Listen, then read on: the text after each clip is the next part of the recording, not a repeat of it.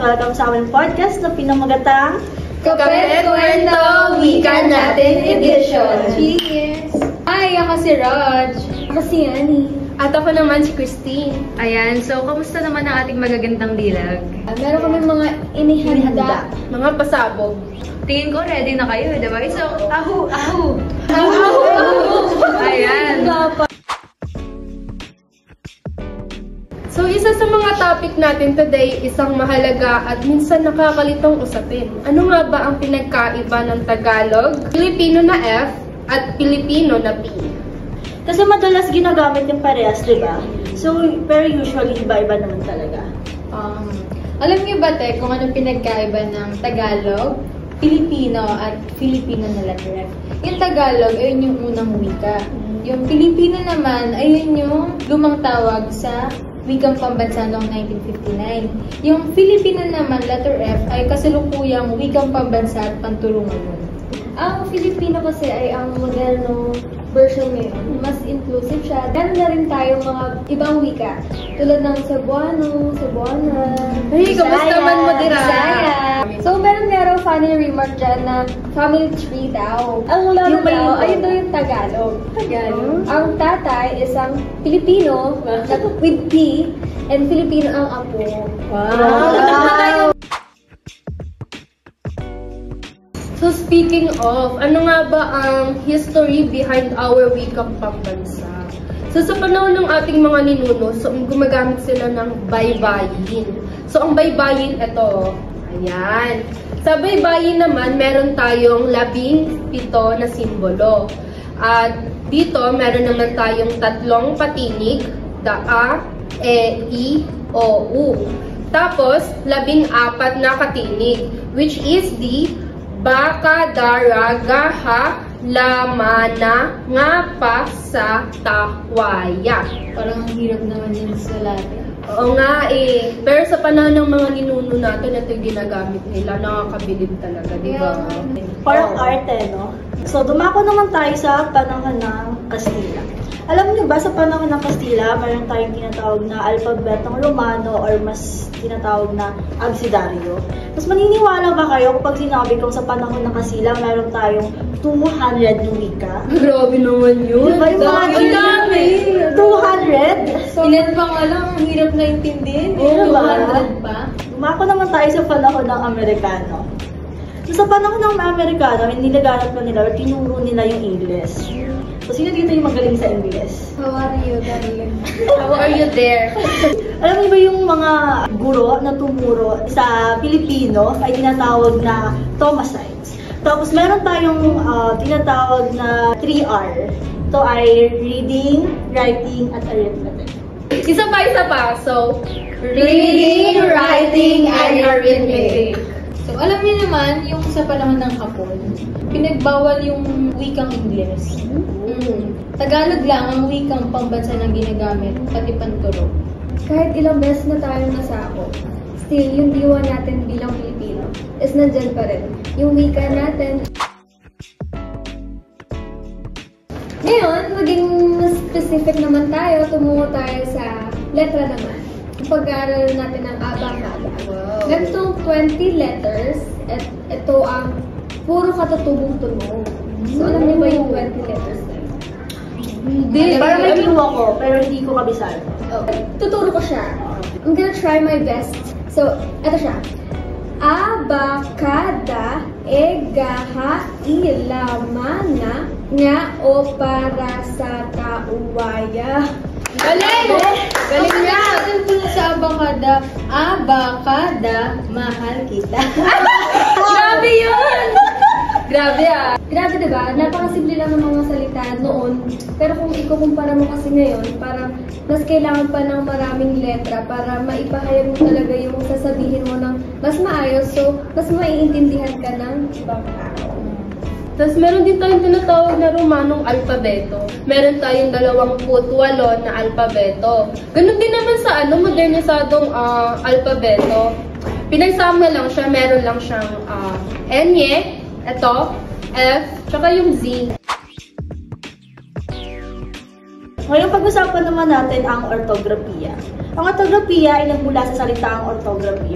Ito ay sistema ng pagsulat sa wika. Ito rin ang tamang paggamit ng titik, baybay, ng salita. Ano ba? Kinabahan ako doon. Ang tagal ng K. Ito paggamit ng bantas. Sa madaling salita, ito ay formal na pagsulat. Oh, okay. So, para maiwasan natin ang pagkakabangga ng salita, no? Naalala ko tuloy yung nakita kong signages sa palengke. Nakaka-confuse at the same time nakakatawa din siya. Gusto niyo bang makita? Pabasa natin sa kanila. Sige, basahin niyo. Pakiusap, umakyat sa bubong. Kasi hindi nakikita yung bawal, guys. Kapag malabo yung mata mo, mababasa mo, pakiusap, Umakyat sa bubong. Naging aswang ka na eh, no? Nag-aabang ka ng buntis. Ito naman, welcome po kayo, no entry. Parang hindi mo alam kung papasok o lalabas ka. Welcome po kayo, dito kayo dadaan sa taas.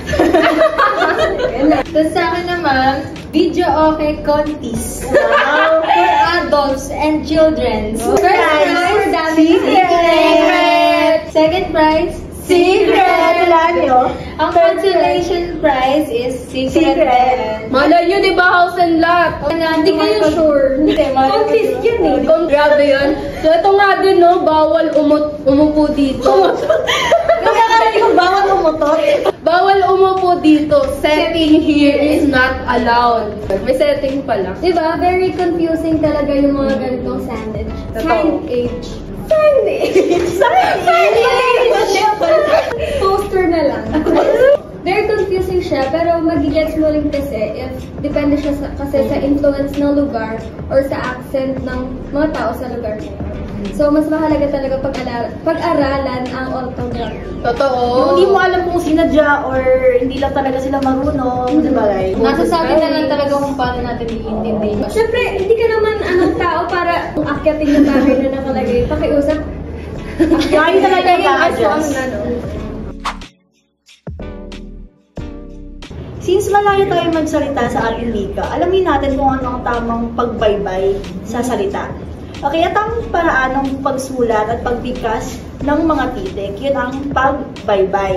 Okay, ang pagsunod ng wastong pagkasunod-sunod ng mga salita upang mas malinaw at mas maintindihan ang nakakarapit. May mga paraan ng paggamit ng pagbaybay. Halimbawa, pahilis, tsaka paiwa. Halimbawa sa pahilis, halimbawa sa pinsapin, tutubin, Okay. Sapin-sapin. Tapos, sa paiwa naman, halimbawa, kuta, balita, ganun. So, ang isa Sensor naman is game. pakupya. Pakupya ako? Yan ba yung sinasabi mo pag hindi ka nag-review? Yan! Tin, lapit mo! Lapit ko yung pakupya. Okay, ang pakupya is mabilis na salita na may diin sa dulo. Example, dugo. Dugo. Dugo. Dugo. Salita. Salita. So, sa avocado, wala nang ganyan, guys, di ba? Wala nang ganyan sa avocado ngayon, pero ngayon napaka-common na, like, super common. Yes, and very importante yung pag-create natin ng salita kasi minsan iba yung nagiging dating sa ibang tao or parang pa-ibang emosyon nila binabasa. So, baka ma-misinterpret nila tayo. Dapat mas inaayos natin kung paano tayo mag-create ng words or bago tayo mag-chat or text message. So, Yes. parang di ba, think before you click. Yeah! Think or before you... Mawala yung saltik.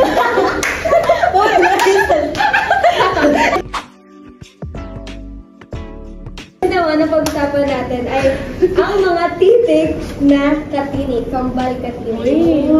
Ito yung mga kasunod na consonant. Yung BR, TL, ganun. Yung example nun parang braso, plato, trapo. Gitling naman ang ating next topic. Ngayon pag-uusapan natin kung ano nga ba ang gitling. Yan ba yung gitling-gitling? Giling-giling. Giling-gilingin siya. Giling-giling ba? May tatlong paraan ng paggamit ng gitling. Una, inuulit. Pangalawa, tambalan at panlapi. Sa inuulit, halimbawa, araw-araw.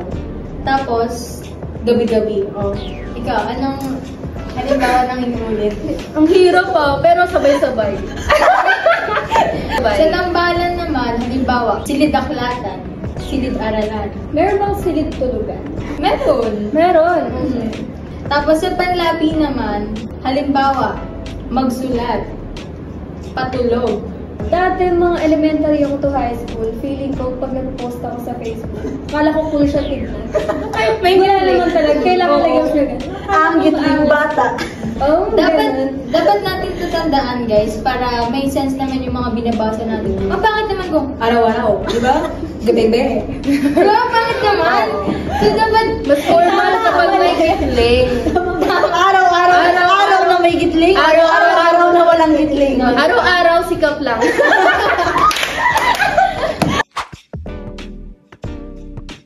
For our last topic, dumako naman tayo sa paggamit ng nang na mahaba at nang na maikli. So halimbawa guys, meron akong tanong sa inyo. Eto, blank, umulan, tumakbo ang mga bata sa silong. Ano ang gagamitin? Nang na mahaba. So yun, tama sila guys. So, Kasi diba, nang is parang noong. noong. Tapos pwede mo din palitan sa upang o para. Yung nang na mahaba. Ang gagaling ng estudyante ko guys. Pero sa Facebook, marami ka talaga makikita ganito. Hindi rin natin sila masisisi talaga. Oo, kahit ako din. Pero hindi pag- ko din eh. Okay lang din naman kasi talaga yun. Kasi lahat tayo is may learning process. Totoo. Process. Ayan, mukhang ang dami niyong pinag-aralan ngayong araw. Ano naman din yung mga paborito niyong topics? Wikang Filipino sa iba't ibang panahon. So natutunan natin yung history ng wikang Filipino, kung anong gamit ng mga ninuno natin dati, di ba? Ako naman yung sa gitling. Sa akin naman yung sa nang na mahaba at nang na maikli. Kasi mostly nagagamit ko palagi yung nang na maikli eh. Yung pala mali-wala yun. Tapos yung sa akin, yung pinaka nagtatak talaga is yung panahon ng Kastila. Yung meron tayong 200 na wika, di ba? Grabe yun. Ayan, so baka meron kayong mensahe sa inyong mga kapwa mag-aaral or kapwa Pilipino. Ang pag-aaral ng wika, hindi talaga, yung parang boring or sobrang nakakaano talaga siya, nakakapukaw ng interest ng isang tao. Dami kang matututunan as in, lalo na pag yung professor niya si Ginoong Alvin, di ba? Is patuloy na mahalin yung sariling wika, yung ating sariling wika. Kasi yun yung hindi na makukuha ng iba sa atin, di ba? Sa akin naman, wag mag-focus sa wikang Ingles. Di ba sa panahon ngayon, puro English na yung masyadong pinag-aaralan nila. Totoo. Dapat pag-aralan pa rin yung wikang Filipino. Mas inaaral ng ibang tao yung wika ng ibang bansa kasi sa sarili natin wika. Oo. Mas aralin natin yung wika natin dahil Pilipino tayo eh. So dapat mas alam natin ito kaysa sa ibang tao. So kahit na universal language natin ay English, hindi natin kakalimutan ang pag-aaral ng ating sariling wika. So dito magtatapos ang podcast na pinamagatang Kapet Kwento Wika Natin Edition.